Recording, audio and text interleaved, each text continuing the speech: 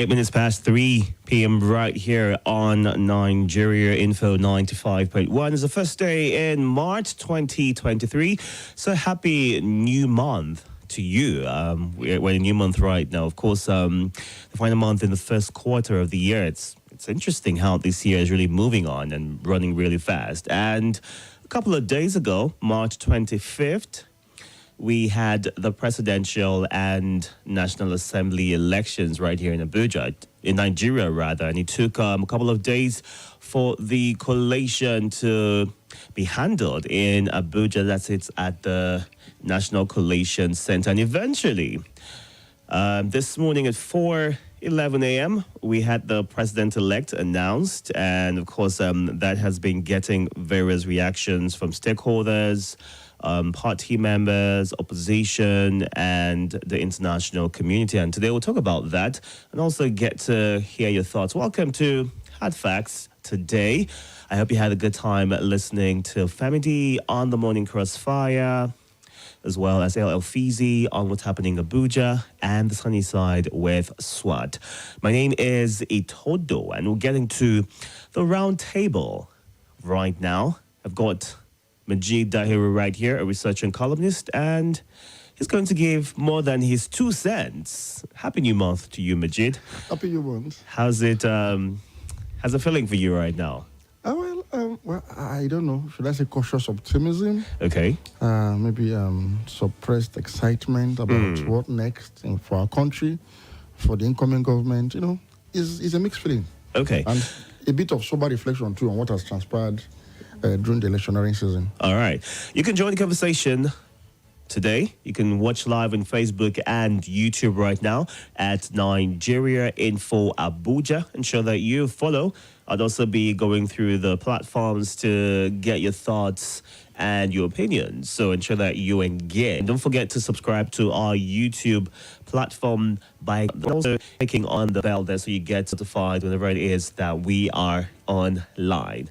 All right, let's get into the conversation right now about the days leading up to the announcement of the result. We saw opposition, we saw stakeholders call for a pause because a lot of people felt that the results should have been electronically put out there with IREV. And Professor Mahmood, the INEC chairman, gave his thoughts about that and explained that there was a bit of technicality, and that's the reason the results were not uploaded immediately. But across board, while some had it easy, some had a difficult time voting late into the night, and there were explanations for that, logistic issues for some INEC officials had to go get picked at their location, and all of that just to make things work. So Nigerians could have been said to be enthusiastic about it. But the call for the postponement or a pause to the process was not adhered to. And even though the president was called on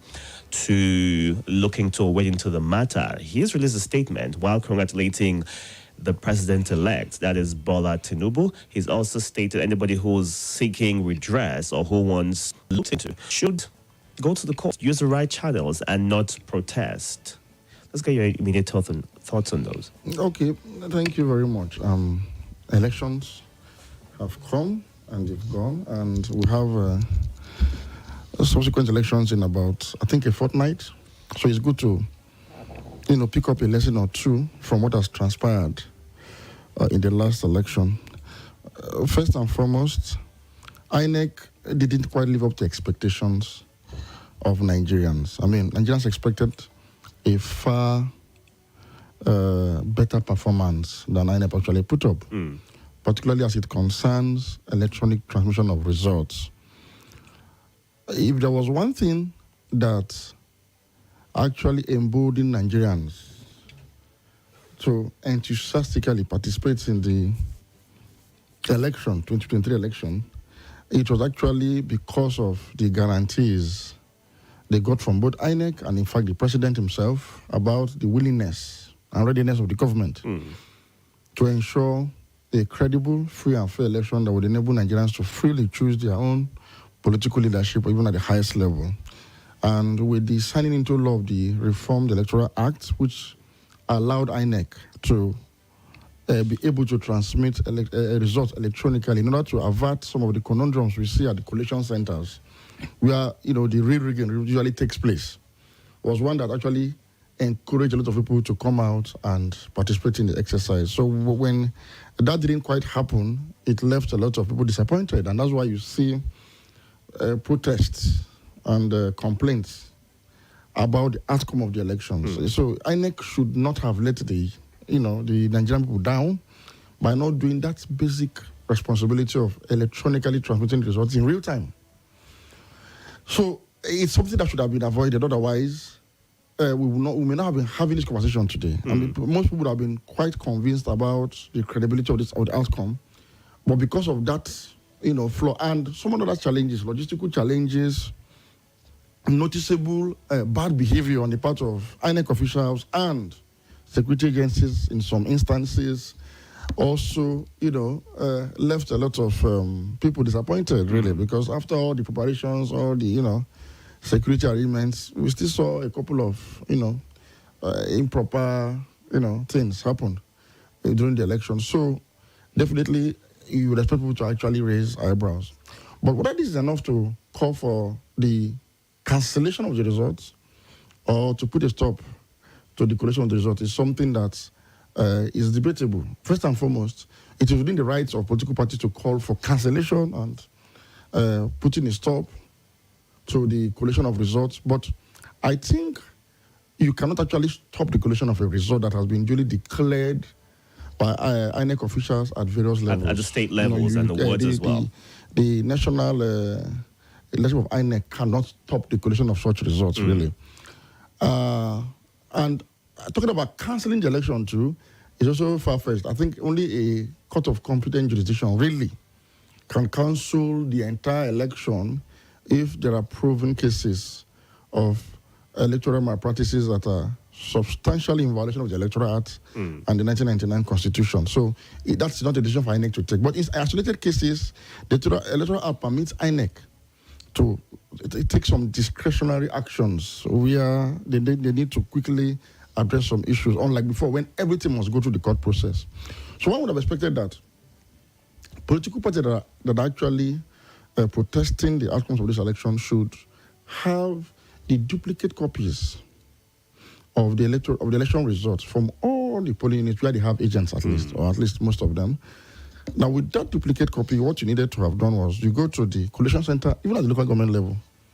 If you compare with what is being declared there and doesn't tally with what you have. So you have a right to demand for the record from the beavers right there. And if they refuse to do that, you make your case known at the center there. I mean, I thank God the media covered it and all of that. The media was very much on hand to cover all of these issues, both the good, the bad, and the ugly of the elections. And if they refuse, you can also itemize some of those cases and bring them to the National Collation Center here. Because I can actually, within 7 days or so, kind of do some, look into some of the complaints, and where they are really jamming, they are supposed to correct them. But again, these are individuals driving the process. I'm just speaking on the procedure. So that's why it's always important to have people of high integrity to drive some of these processes so that these laws and procedures can be adhered to strictly.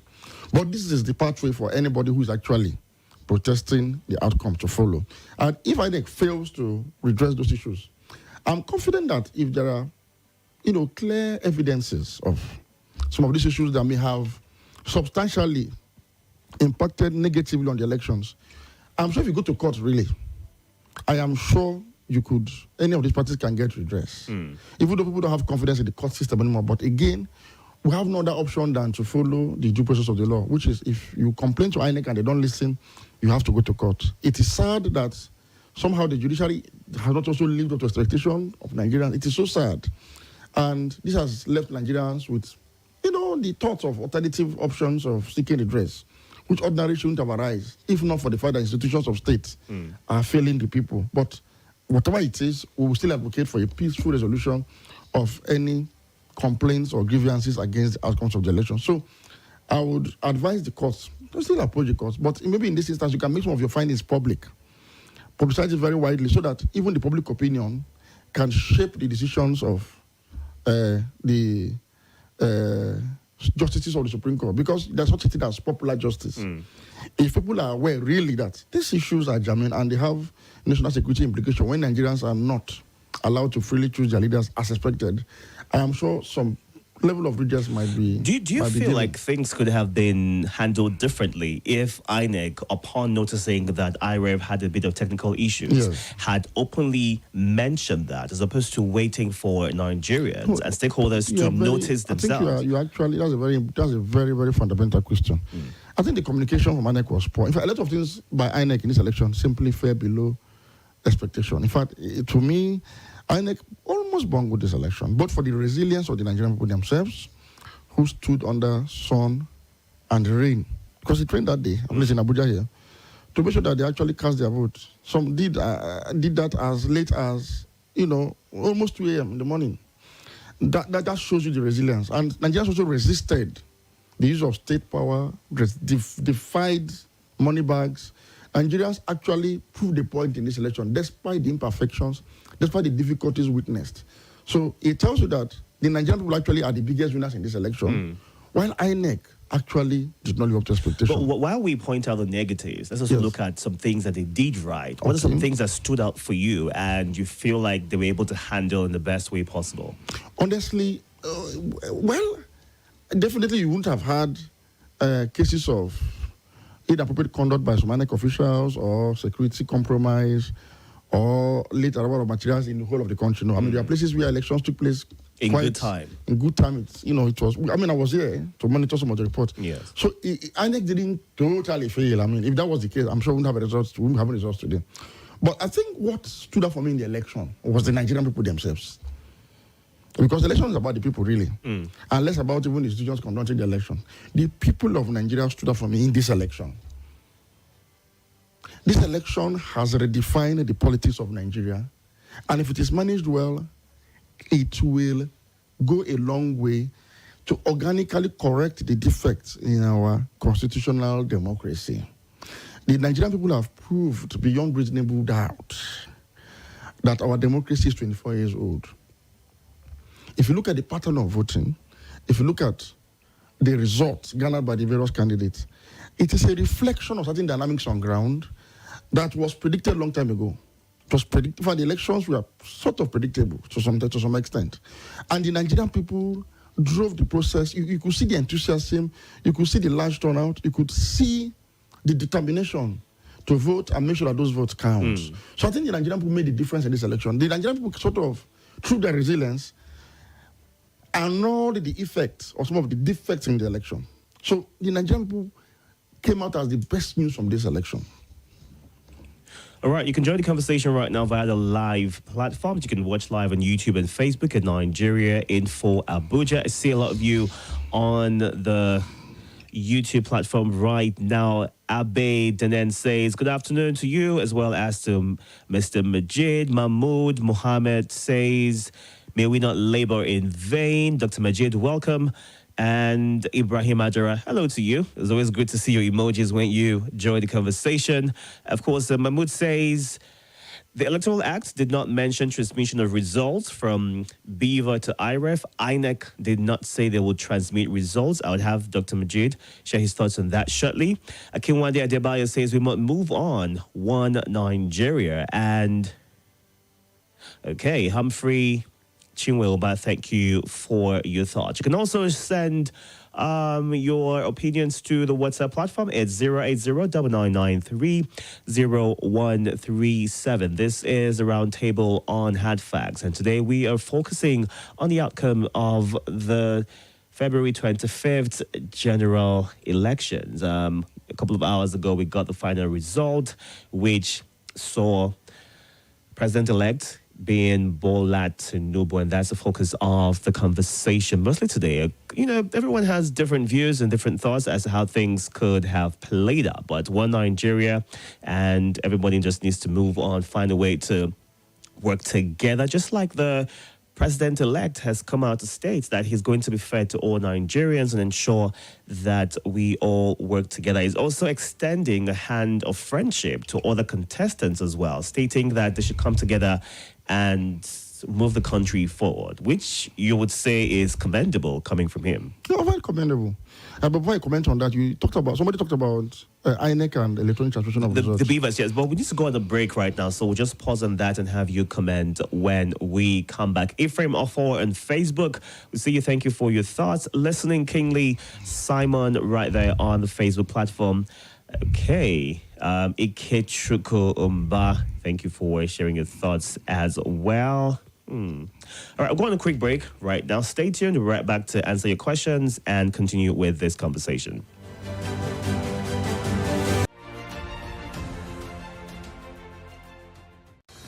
Hello, my name is Kimberly.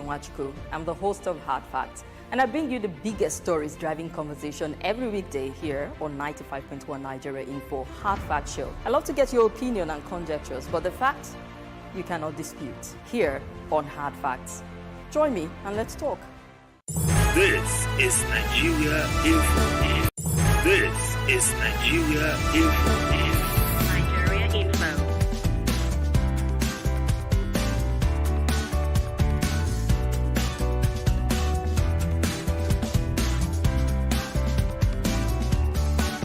This is Nigeria Info.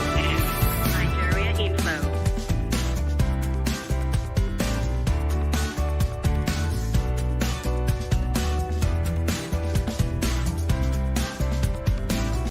This is Nigeria Info. Nigeria Info.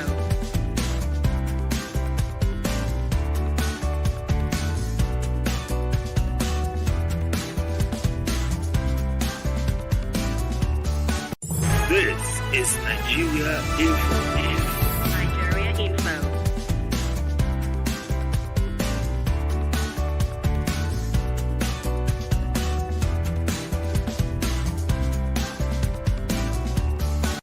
This is Nigeria Info. Nigeria Info.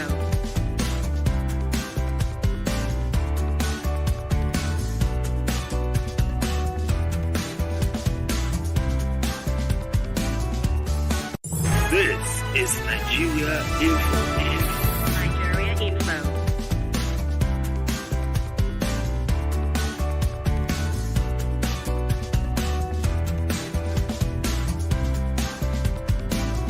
This is Nigeria Info. Nigeria Info.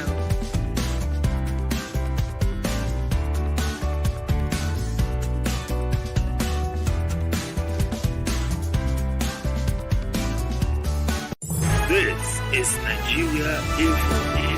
Nigeria Info.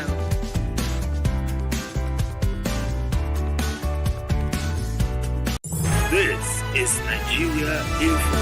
In Itodo, this concluded elections has shown what's happening in the country. The voting pattern seemed to have been based on religion, ethnicity, and tribes.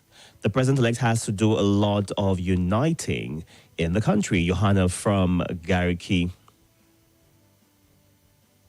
I don't think we are completely lost. That is IK from Yaya sharing his thoughts right there. Let's also ensure that we vote in the next elections, which is 11th of March. Okay.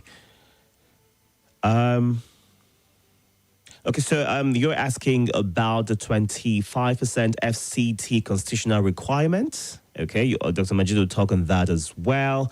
I can't seem to find your name. If you can respond with that, that will be great. And this says, good afternoon. I want to ask, after gathering this weighty evidences, what if the court resorts to a technicalities like submitting the petition the afternoon itself in the morning, really, and not agreeing? Okay, you're trying to be funny right there. I see your sense of humor.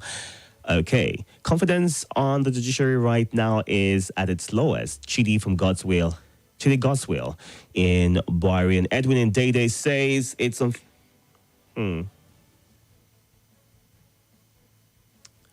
Okay. Am I from Victoria Island?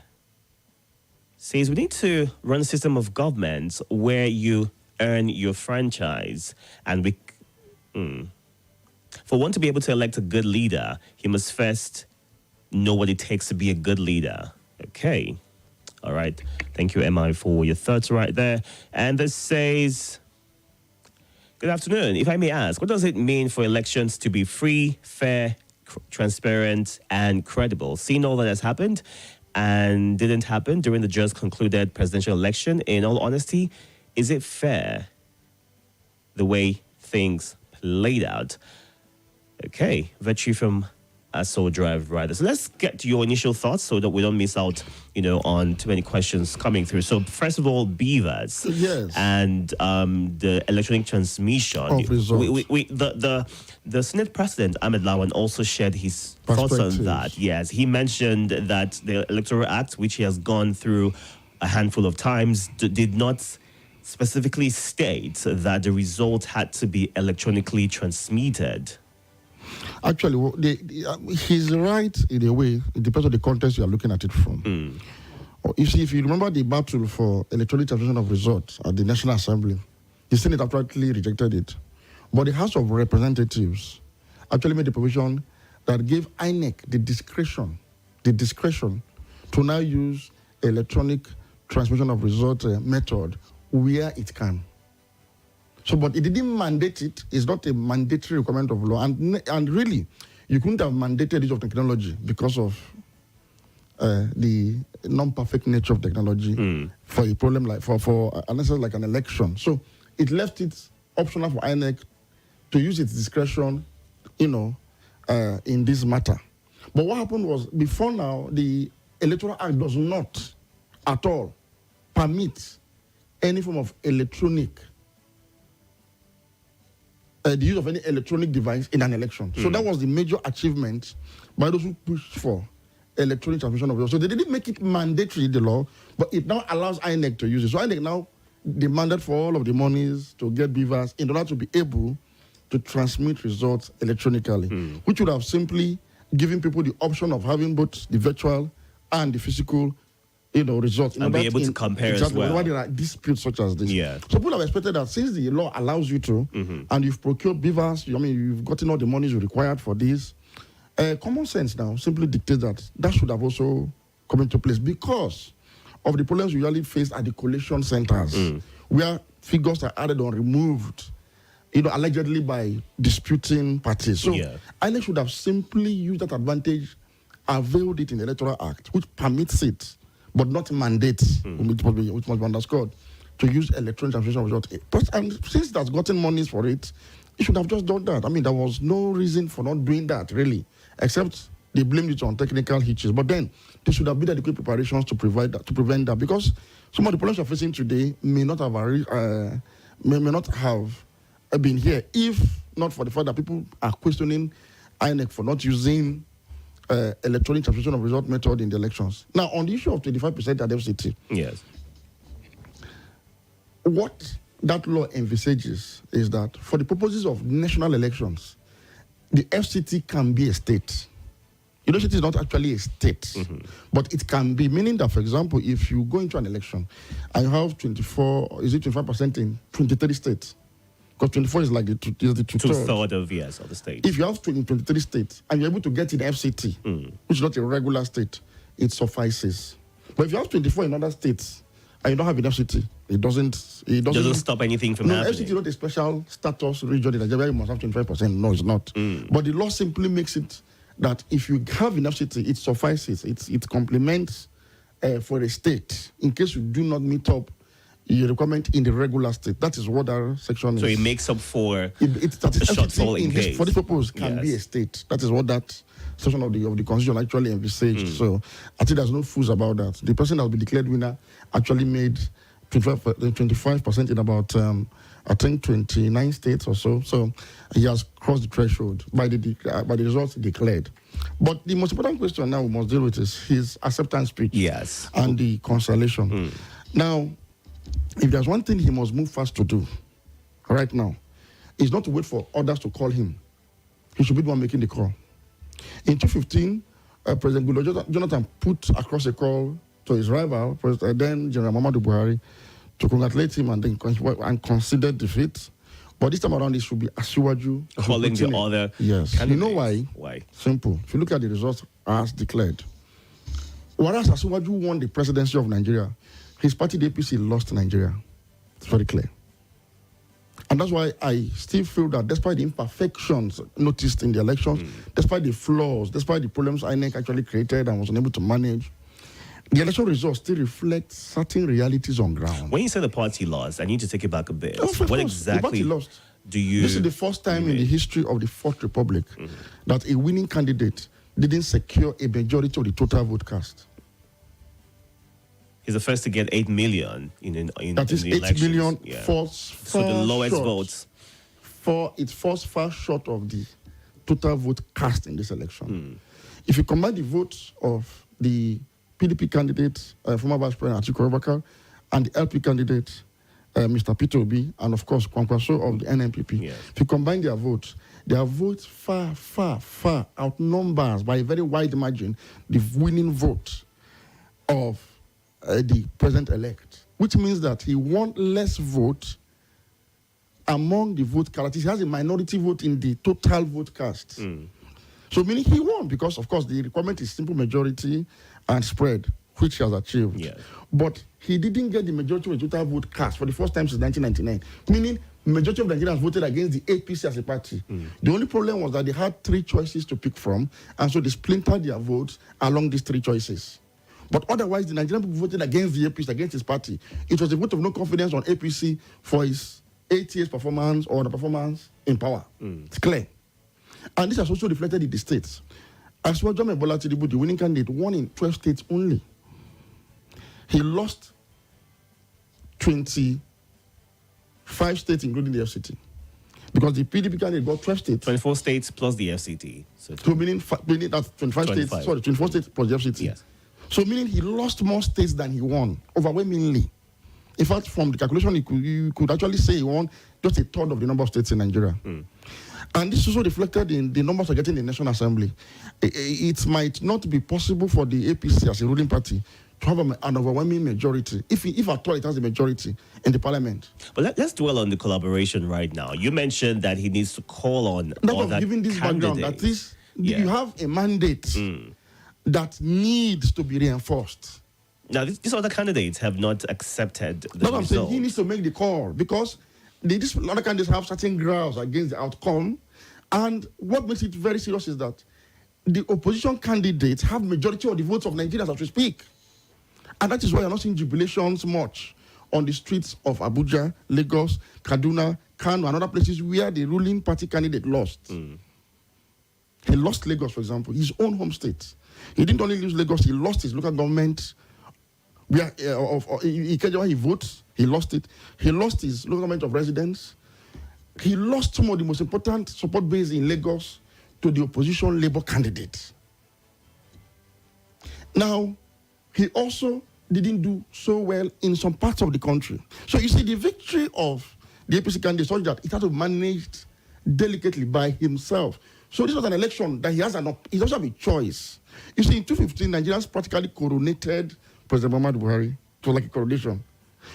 This is like a reluctant employment of a worker that you didn't really consider fit for the job. So it's important.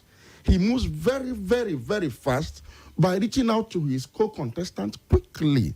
Not just a call, but visits, and immediately begin to put in place steps to reassure Nigerians that for whatever reason they have to vote against the APC in such a large number, he is ready to address those issues. It has to be a daily briefing and update on his plans to heal and restore the Nigerian nation. He has no choice. If I don't envy him at all, in fact, even in celebrating his victory, he has to be modest about it at this point in time. Somebody that responded, I talked about the fact that the elections appears again to have reviewed our fault lines along ethnic and religious lines. Yes. Yeah, something like that. And so these are the issues. So everybody thinks he won this election somehow because of INEC's underperformance.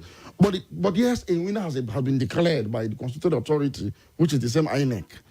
But that victory must be managed. In fact, he needs to rein in his media people, no provocative statements.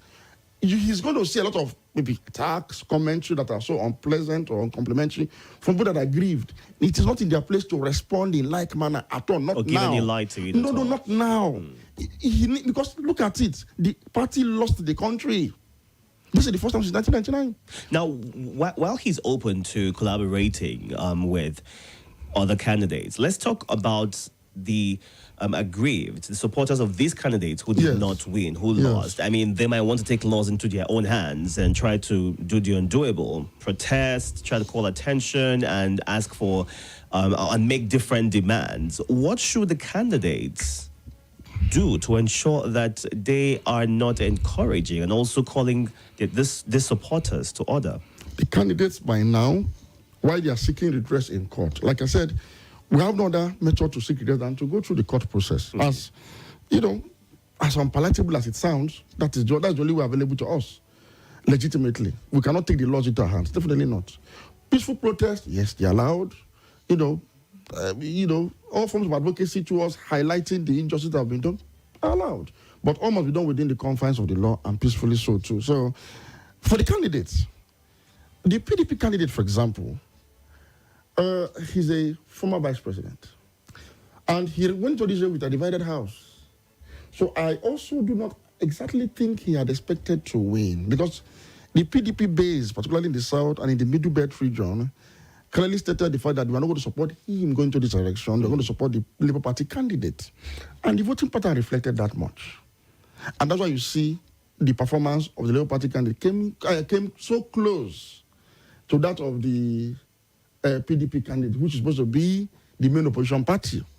So I think ordinarily Atiku Abubakar should have reflected on all of this dynamic. I mentioned some other issues, the quarrel over zoning or no zoning, and they need to have power back to the south. I think it kind of rocked the PDP campaign effort, really. And for me, they should think about it, reflect, and then maybe, do the needful and talk to their followers to be calm. So maybe release a statement to that effect so people can hear from them. Reflect and be honest to themselves, really, because you cannot go into an election with a divided house and expect to win, really. Now, for the Labour Party candidate, he was the most anticipated candidate in this election, it is clear. He was the anticipated third force. A lot of polls put him ahead as the leading candidate. A lot of polls, not all, but a lot of polls. However, let me say this clearly. He may not have won the elections as declared by INEC. But take it from me, Peter Obi and his supporters are the MVPs in this election. Peter Obi has a lot of victory to celebrate in this election. In fact, if you ask me, Peter Obi has caused the most positive disruptions in our democratic exercise since 1999 in this one single outing. And for me, in as much as obedience are aggrieved, they feel that they should have done better than they have done. It is in the place of Peter Obi now to take leadership at this time, to reassure the people and get them to understand that they have not only surpassed expectation, but all hope is not lost. That while he's going to court to seek redress where they have legitimate cases of infractions that might see them probably take what they believe is their mandate back from the courts, he needs to congratulate them. He needs to appreciate them for the massive support. I mean, this is unprecedented. I was one of those who projected Obi to be a phenomenon in this election, but he surpassed my own expectations. The disruption was abnormal. It defied logic. He humiliated all of his naysayers. He did what the PDP has not been able to do since 1999, and that is to win Lagos without the collaboration of Aswajam and Bola Tinubu. With Tinubu in the race, Peter Obi did not only take Lagos, he took Tinubu's local government or voting area, which is Ikeja. He won the polling unit next to the polling unit of Tinubu himself, where Tinubu voted. He took Etiosa, where Tinubu lives, and won the polling unit in Bodilon. The federal constituency seat for Etiosa, the Labour Party took it away. The Labour Party went to Alimosho, where Arabia Shola dominates as a political figure, and decimated it. He went to Ojo. He went to Oshodi Solo, where the Almighty Msuoluomo holds sway, and took it with a gargantuan figure. It is something that should go down in history as phenomenal and should be studied as to How did the youth-powered movement take Lagos from the undisputed godfather and champion of Lagos politics? So for me, that in itself is even worth celebrating. They didn't just stop there. Peter Obi's Labour Party defeated the Labour Party national chairman, the ruling party for that matter, in his polling unit and won his state. They were not satisfied. They didn't stop there. They went to the DG campaign of APC in Plateau State and they took his state while winning the polling unit in his house. They didn't stop there. They came back to Abuja here. They didn't just win Abuja. They took the polling unit in the villa where the president of APC is actually residing. Not satisfied, these guys went to Edo State to win the state of the former chairman of APC. So in moving forward... And then they went to Delta State and took the state of the running mate of the PDP. What am I saying in essence? There were gains for the obedient movement and Labour Party in this election.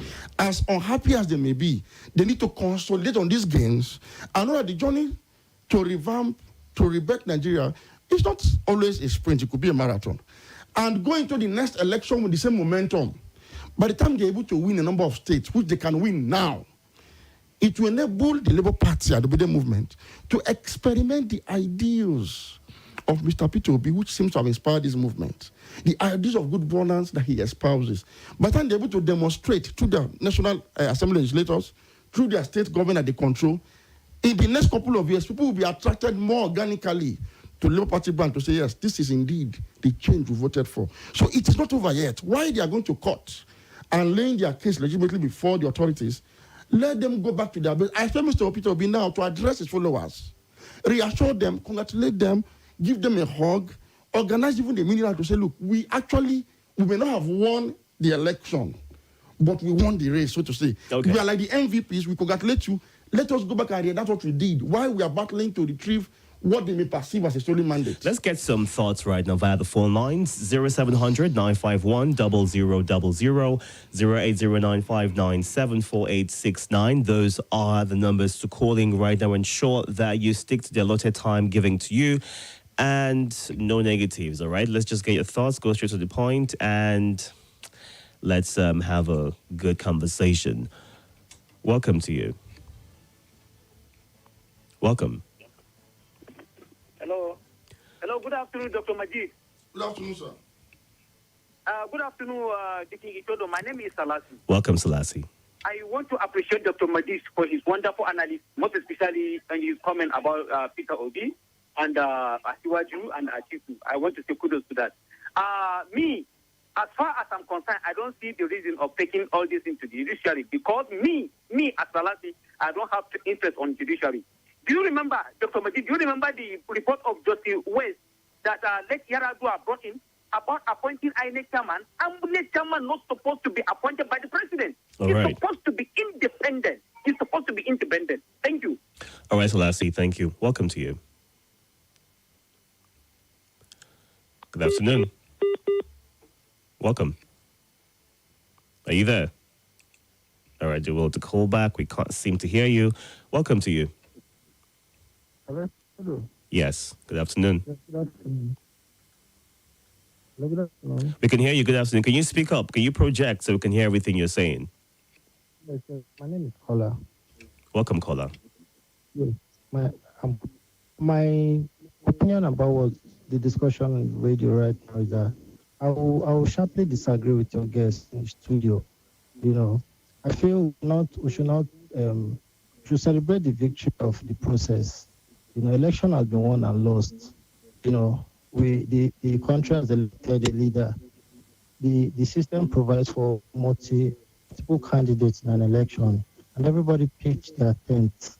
You know, and the majority as it stands favors the winning candidate, and the constitutionally recognized body to disclose who the election has declared him as the winner. So what exactly are you disagreeing with? Because that's literally what he just said.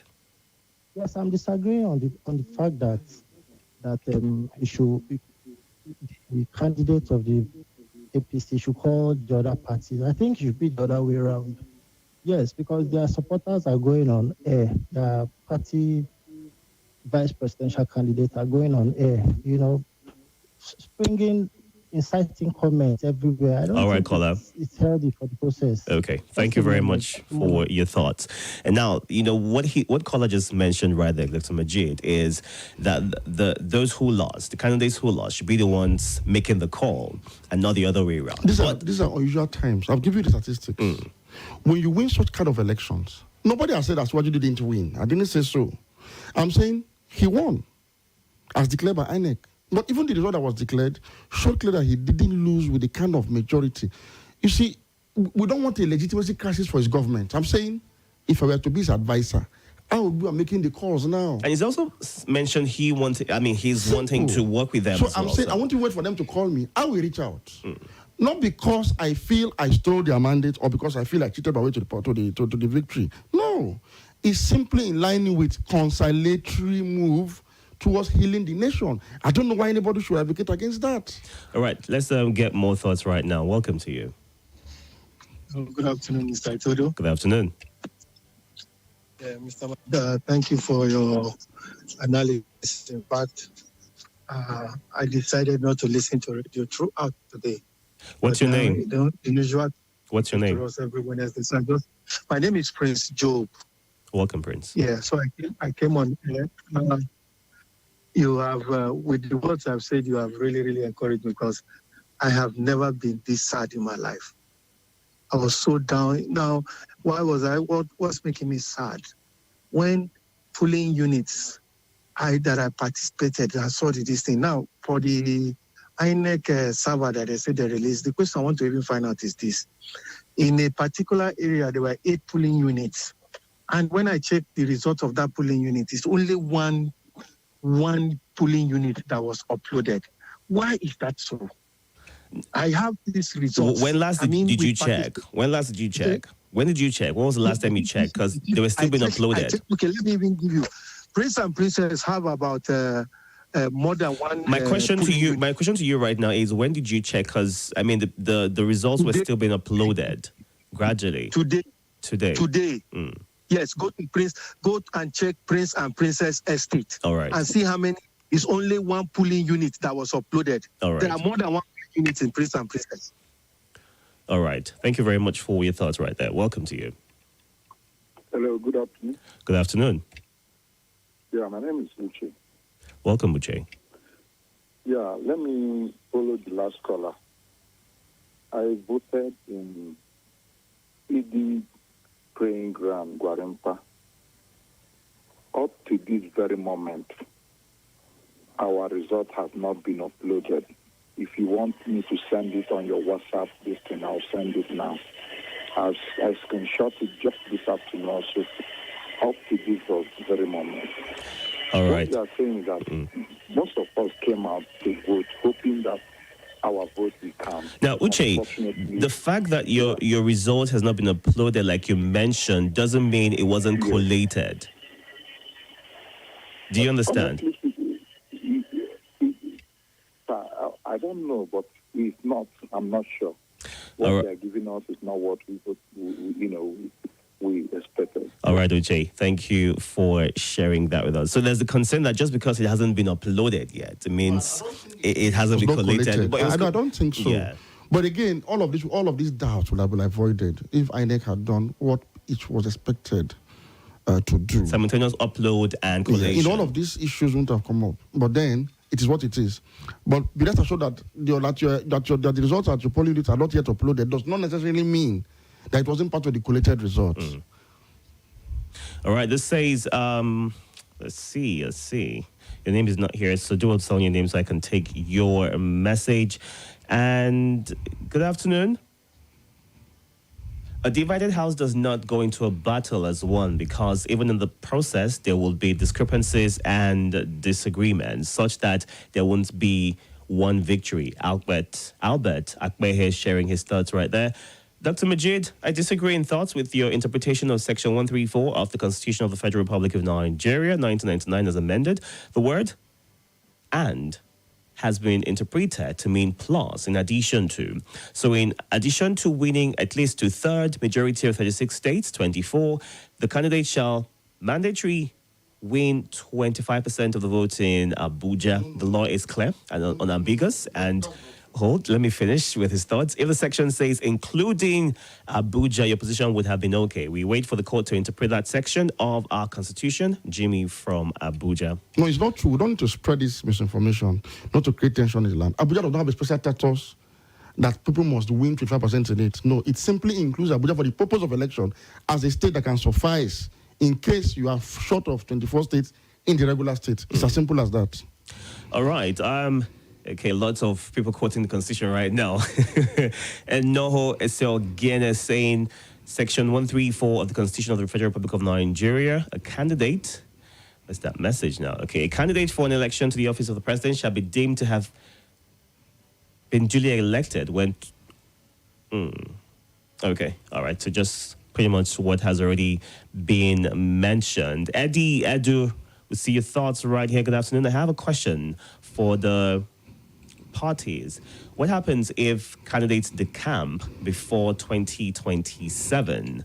How ready are they to give each other chances? Well, when that happens, that will be sorted by them. It's not in our place to know what the party is, what the inner workings of these parties will be, either decide to decamp or not. But we'll go on a quick break right now. When we come back, we'll go straight to more of your messages and continue this conversation. This is a Roundtable on Hard Facts, so do stay tuned to Nigeria Info 95.1.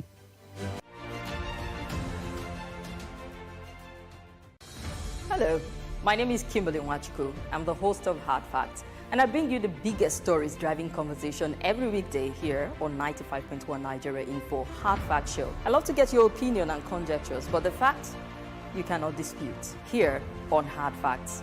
Join me and let's talk. This is